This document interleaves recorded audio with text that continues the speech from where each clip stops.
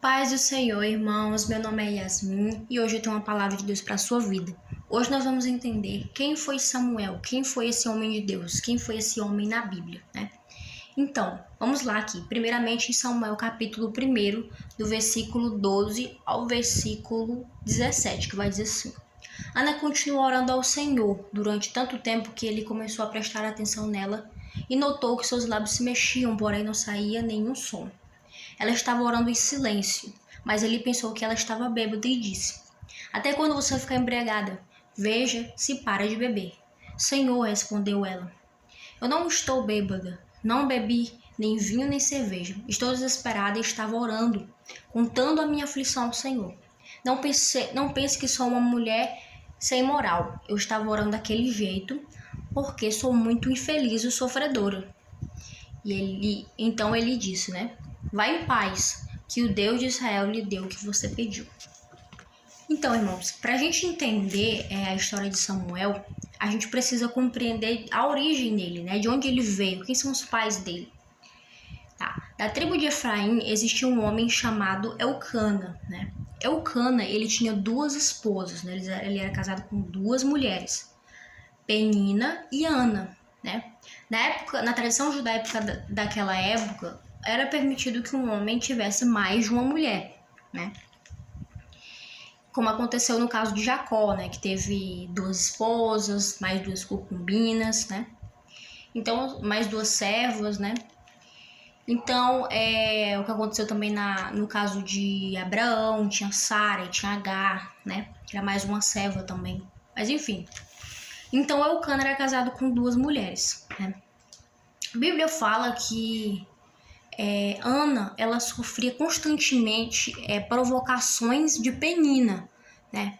Por quê? Porque Penina tinha dado filhos ao seu marido Elcana e Ana não tinha dado nenhum filho, né? Então, a Bíblia fala que ela sofria provocações constantes da sua rival, né? De Penina, né? Só que a Bíblia também conta, né, que Elcana amava mais Ana do que Penina. Ele amava mais a Ana do que Penina, né? Só que Ana, ela não era uma mulher feliz.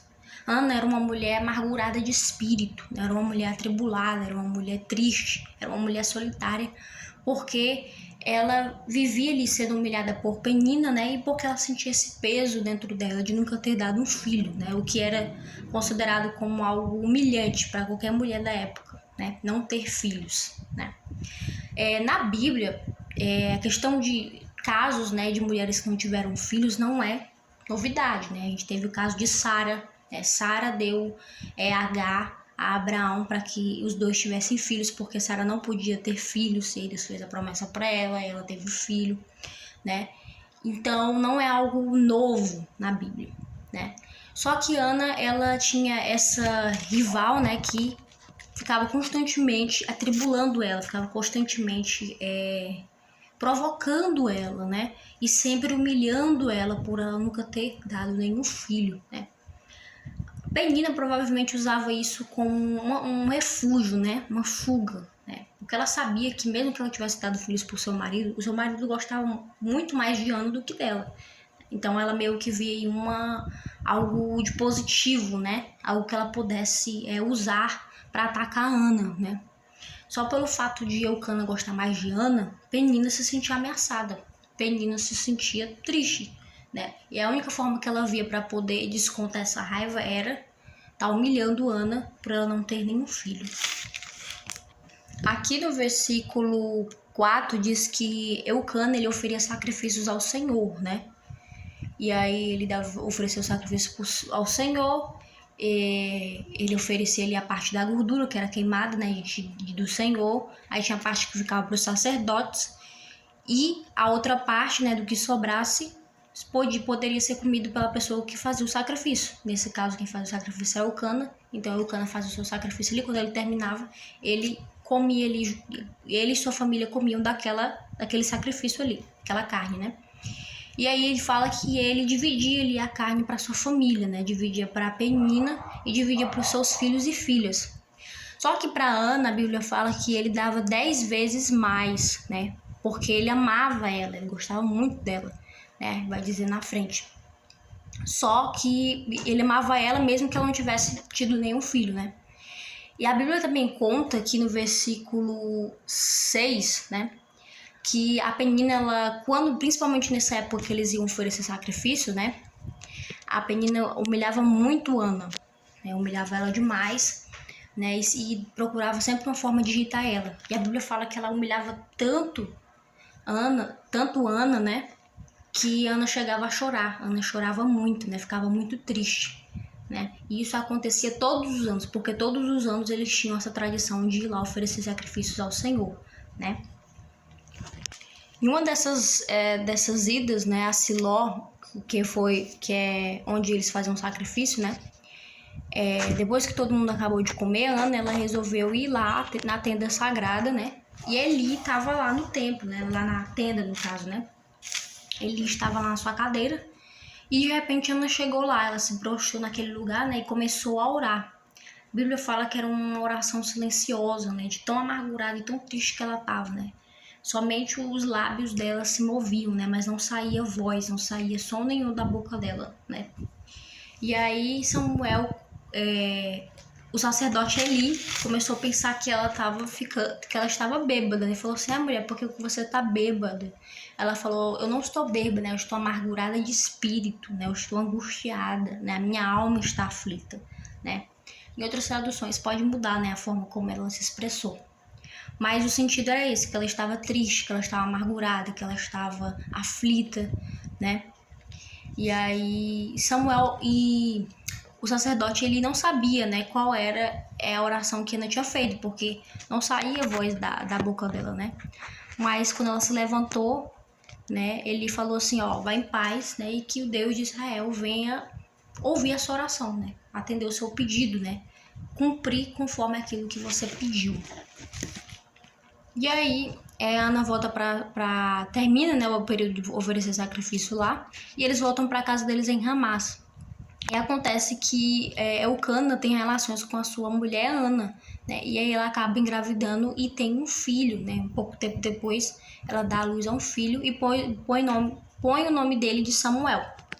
E Samuel, gente, tem um significado de nome de Deus, né? Mas em hebraico também soa parecido como pedir a Deus, né? Então, basicamente, esse era o motivo do nome de ser Samuel, né? Porque foi um pedido a Deus, foi algo que Ana pediu a Deus, né?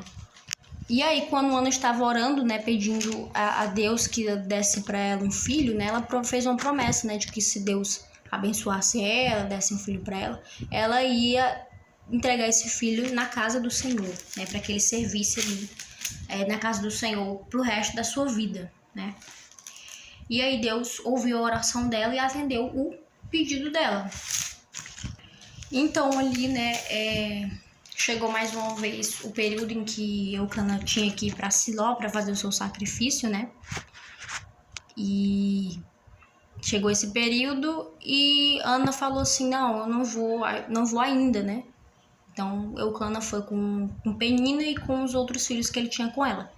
Mas Ana e Samuel ficaram na cidade deles, né, em Ramá, porque o menino ainda era muito pequeno, né? Então ela esperou que ele crescesse mais para levar ele para o sacerdote Eli, né, para cumprir a promessa que ela tinha feito para Deus. E aqui no capítulo 2, né, fala da oração de Ana, né, a oração que Ana fez, né, de agradecimento a Deus, de gratidão pela promessa que Deus tinha feito, né, por Deus ter ouvido a promessa dela, por Deus ter ouvido a oração dela e ter atendido ela, né? Então ela ficou profundamente grata, ela ficou profundamente feliz com o Senhor, né? Porque mesmo que ela tivesse dedicado o seu filho Samuel ao Senhor, mas ela ficou grata, né? Porque ela pôde mostrar para Penina que ela poderia ter filhos também, né? Ela, como diz assim, ela deu a volta por cima, né? Ela conseguiu mostrar que ela poderia ter filhos e ela ficou muito feliz com isso, ela ficou muito grata, né? Porque Deus ouviu a oração dela, Deus atendeu o pedido dela, então ela já não iria mais sofrer as afrontas da sua rival, porque a rival de Penina, ela acusava ela, humilhava ela todo o tempo, mas era porque ela não poderia dar filhos, né? Isso era como se fosse uma vergonha naquela época. Mas como Ana conseguiu ter um filho, né? meio que Penina não tinha mais com o que humilhar ela, né? Com o que afrontar ela. Outra coisa muito interessante também é que no capítulo 2, versículo 18, né? Fala que Samuel, né, ele ia crescendo, né, no serviço do Senhor, né, fazendo ali a obra do Senhor ali, na casa de Deus. E fala que mesmo que ele fosse ainda criança, menino, ele vestia roupas de sacerdote, né? Provavelmente se preparando, né? Ele não sabia, né? Mas ele já estava predestinado que ele iria se tornar um sacerdote. E Ana, de ano em ano, ela fazia roupas, né? Tecia roupas de linho. E ela, toda vez que ela ia ver Samuel, né? Isso acontecia de tempo em tempo, ela levava essas roupas de linho para ele, que ela mesma fazia. E quando ela fazia isso, o sacerdote ele abençoava ela e dizia assim: olha, porque você consagrou seu filho, né, entregou ele ao Senhor, né, Deus vai abençoar, vai te dar mais filhos para ficar no lugar do seu filho, né. Então, toda vez que ela ia levar essas roupas para Samuel, ele abençoava ela para que ela tivesse mais filhos, né. E aí a Bíblia fala que ela teve depois. A Bíblia fala que ela teve mais 3 filhos e 2 filhas, né?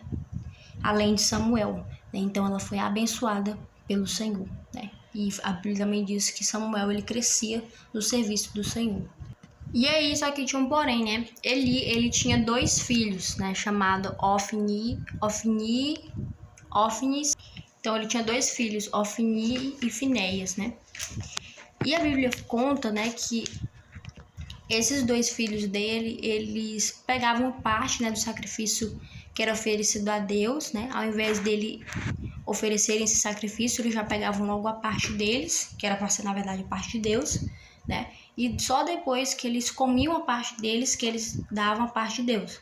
Tá? O que não era permitido, porque primeiro o sacrifício deveria ser queimado diante da presença de Deus, e depois que os sacerdotes poderiam comer, né? Os levitas, os sacerdotes, enfim.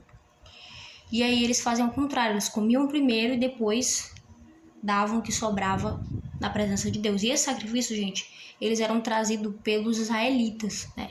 Como sacrifício de promessa, sacrifício de perdão.